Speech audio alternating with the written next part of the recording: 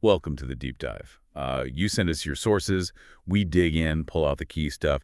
Basically, it's your shortcut to being in the know. Exactly. And today we've got this audio file, past week, next week, 05/18/2025.mp3. Right. It sounds like it's from a local radio show, kind of a mix of news review and, well, just personal chat from the hosts. Yeah, very casual. So our mission for you listening is to sift through it, find those surprising bits, understand the main points they're making. Without you having to sit through the whole, maybe rambling conversation. Yeah.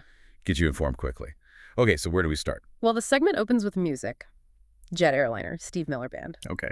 And the hosts, they immediately say, hey, this song, it's a clue. Which is, an interesting way to link pop culture to the news they're about to cover. A clue to what exactly? To this pretty big story, or allegation anyway, Yeah. that President Trump supposedly got a $400 million airplane. $400 million? Yeah. Wow.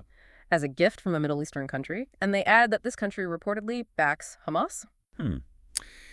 That definitely raises questions, doesn't it? International politics, gifts, potential influence. You bet. And the host's reaction. Pretty much immediate shock. One of them just flat out calls it a bribe. Straight to bribe. No beating around the bush. Yeah. It shows how quickly people frame these things, right? Yeah. Especially with big names and big money. Totally. Then someone tries to, normalize it. They compare it to the Statue of Liberty being a gift to Grover Cleveland. Okay. An interesting comparison. How did that go down? Not well. The other host just dismisses it instantly. Even calls the comparison ignorant. Ouch. So no room for that analogy. Yeah. It kind of makes you think, what makes a comparison stick and why do others just fall flat? Right. It suggests maybe a strong viewpoint already in place, like they weren't even going to entertain that specific historical parallel. We do that sometimes, don't we? Pick examples that fit our narrative. Yeah, definitely. Okay, so moving on from that pretty heavy topic. Yeah. They shifted gears. They did. One of the hosts explained why they were off the air the week before. It was Mother's Day plus a family trip. Kansas City Zoo. Ah, okay. Relatable stuff, balancing family and work. Exactly.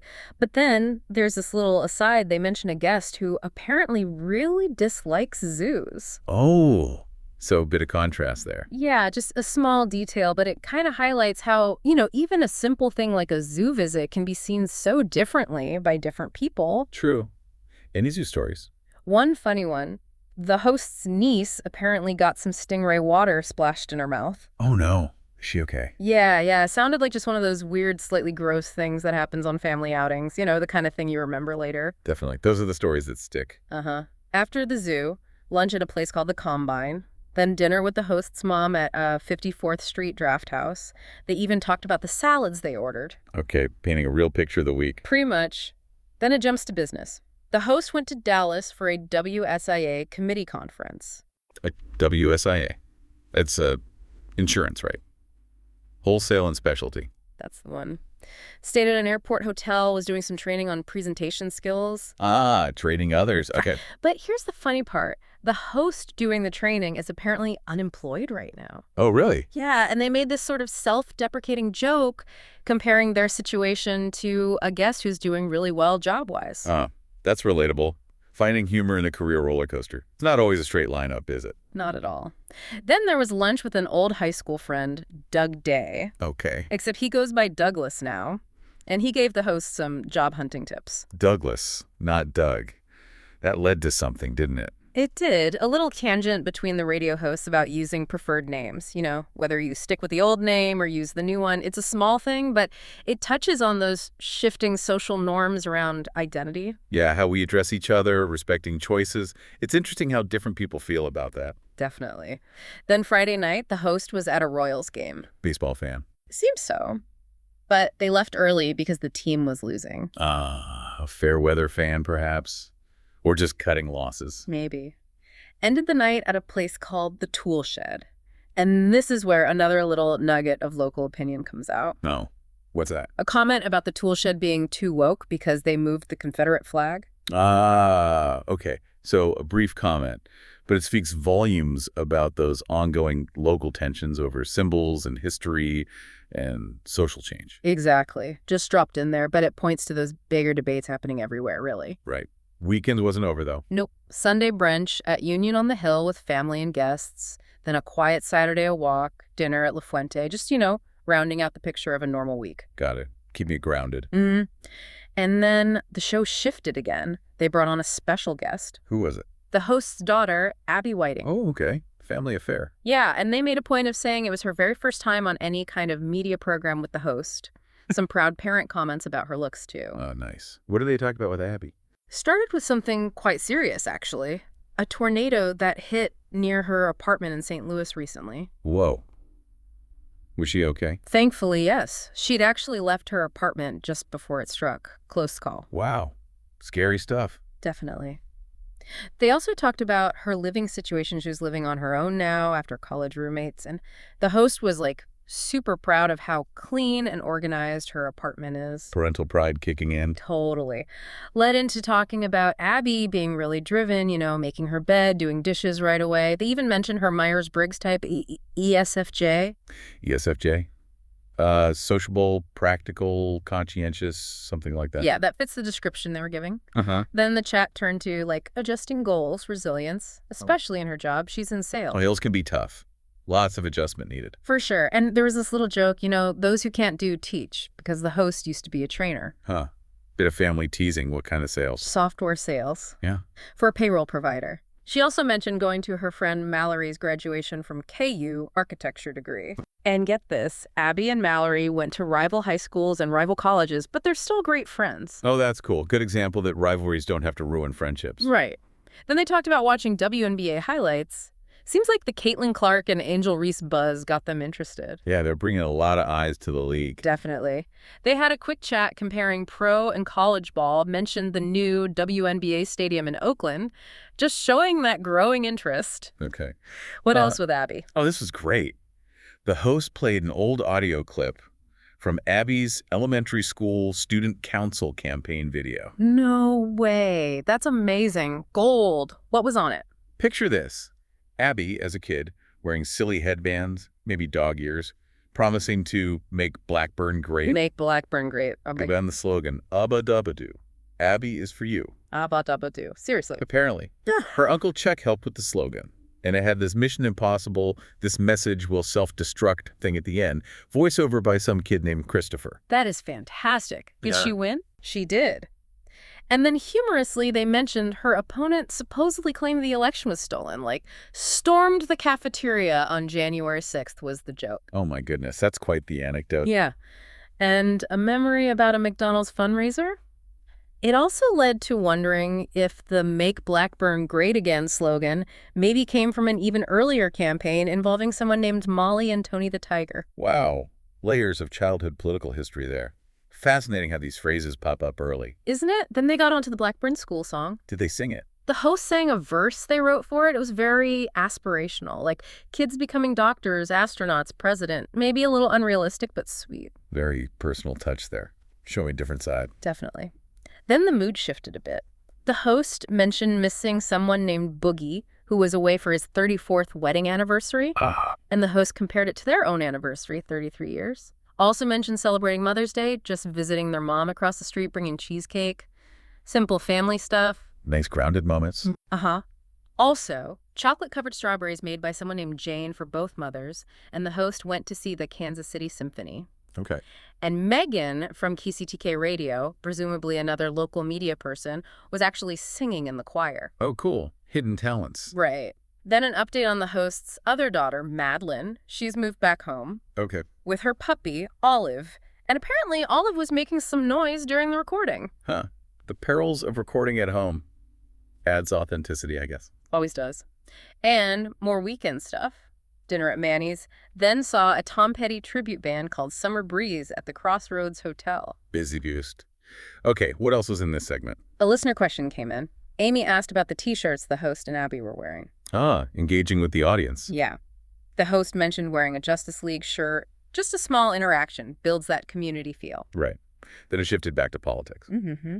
A recurring segment called President Trump's Promises Made, Promises Kept. Okay, and the focus this week. Trump's claim of having absolute immunity from criminal prosecution. A very current and contentious topic. Very.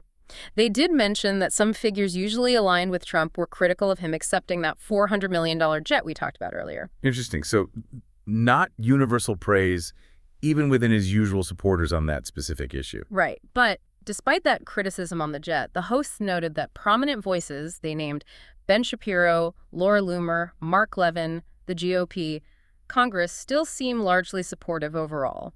The hosts sort of concluded this implies a kind of total immunity in practice, regardless of the legal arguments. So highlighting a perceived disconnect between some criticism and continued broad support. Yeah, and the segment ended on a bit of a down note, with the host saying it was disheartening. Got it. Okay, what came after that? The news quiz. Testing listener knowledge. Fun. What were the questions? First, who was appointed interim top prosecutor in D.C.? A woman named Jeannie Jin Pirro. The hosts added their own commentary on that. Okay. Winner of the Omaha mayoral race, John Ewing Jr. They noted he's the city's first elected black mayor, which they commented on positively. Significant local milestone. Oh, what else? Question 3. U.S. lifting sanctions on Syria while in Saudi Arabia. The host sounded a bit skeptical about the timing or reasons. International relations again. Question 4. Which state struck down a 24-hour waiting period for abortion? That was Michigan. Ah, okay. Did that lead to more discussion? Yeah, briefly, about the situation in Missouri regarding abortion rights. Potential future votes, legislative actions. It's clearly a big local issue. Understandable. State-level battles are intense right now. Definitely. They shared their views, mentioned the Missouri Senate adjourning early, and how that might impact things like stadium funding for the Royals and Chiefs and abortion laws. So connecting different legislative outcomes. Right. They mentioned a couple of state politicians, Senator Sir and Governor Mike Coe, calling them voices of reason in their view, and then finished with a critique of President Trump's tariffs. Okay, so a mix of news recall and ongoing political commentary. Exactly. Then pop culture. Right. What was buzzing? Gillian Anderson apparently supports Ryan Coogler doing an X-Files reboot. Oh, interesting. I loved the X-Files. Well, Abby, the daughter, admitted she'd never really seen it, which led to a bit of chat about the host's 70s references versus Abby's comfort show, which is New Girl. Ah, the generational culture gap. Happens to us all. Did they debate New Girl? Humorously, yes, about who the best character is. Winston seemed to be the winner. Winston. Okay, I can see that. What else? Stephen A. Smith is going back to General Hospital. The host was not interested at all. Huh? Fair enough. Not everyone's cup of tea. Then Lady Gaga's massive free concert on Copacabana Beach, like 2.1 million people. Wow, that's incredible. It led to a point about how U.S.-centric our pop culture view can sometimes be. They mentioned Lisa Minnelli from Blackpink, a huge global star, and it admitted they weren't really familiar with her. Good point. It's easy to miss massive global trends if you're only looking domestically. Totally. Then, a more serious note, Robert De Niro publicly supporting his daughter Erin's transition. Yeah, that's a positive. Yeah, and they contrasted it with how Elon Musk reportedly reacted to his child's transition. The host made a comment, supportive but kind of humorous, about accepting Abby's own questionable choices, framing it as general parental support. Okay, using a contrast to make a point about acceptance. Seems like it. Then they had another dedicated segment. This is the topic.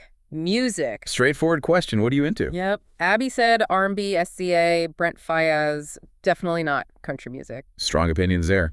And the host. Likes older R&B, like Kool and the Gang, that era. Also, Michael Bublé, big Beatles fan, big Taylor Swift fan. Mentioned seeing Garth Brooks and Bublé live, so pretty varied tastes. Interesting mix. Did they talk about music from when Abby was growing up?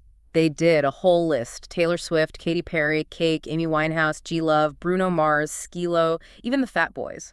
Quite the soundtrack. Oh, that's a nostalgia trip for sure. What about recent concerts?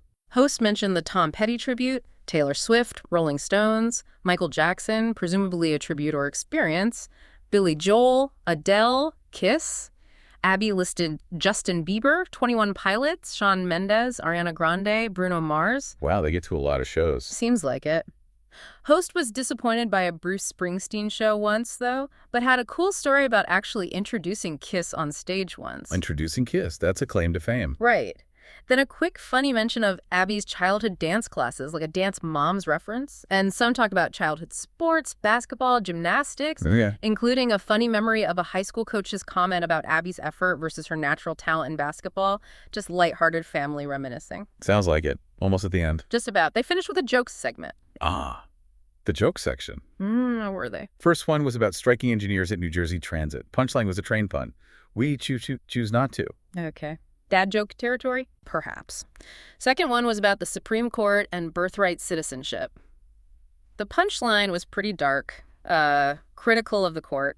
Something like, 5 justices ready to violate the Constitution, 4 need to think about it. R.I.P. USA. Oof. Edgy. Yeah. Third one was about Florida banning fluoride. Referenced the old Cavity Creeps cartoon characters. We make holes in teeth. Okay, a bit nostalgic there for some listeners, maybe. Possibly. The fourth joke apparently needed, deep knowledge of Mormonism to get it. The punchline wasn't explained for a general audience. Ah, an inside joke, perhaps. And how did Abby react to all this comedy? Dead silence, apparently. Maybe not her style of humor. Yeah. Or maybe just tired by then. Could be. And that basically wrapped up the segment they were analyzing. Okay, well, that was quite a journey through that one radio segment. We covered alleged presidential gifts, zoo trips, job hunting, local politics, tornadoes, pop culture debates, music tastes. Student council, flashbacks, yeah, a real mix. Some surprising things like the extent of the personal sharing, the specific political commentary dropped in, that childhood campaign story. Absolutely. So for you listening, hopefully that gives you a really solid feel for what was in that recording, the key takeaways, without needing the full listen through. And maybe a final thought to leave you with. Hearing all these different threads, serious news, personal anecdotes, cultural opinions, jokes, all woven together in one casual radio show. It kind of makes you think, doesn't it, about how we consume media today. How do we personally process this constant mix of the profound and the mundane, the global and the hyper-local that comes at us all the time? How do we make sense of it all?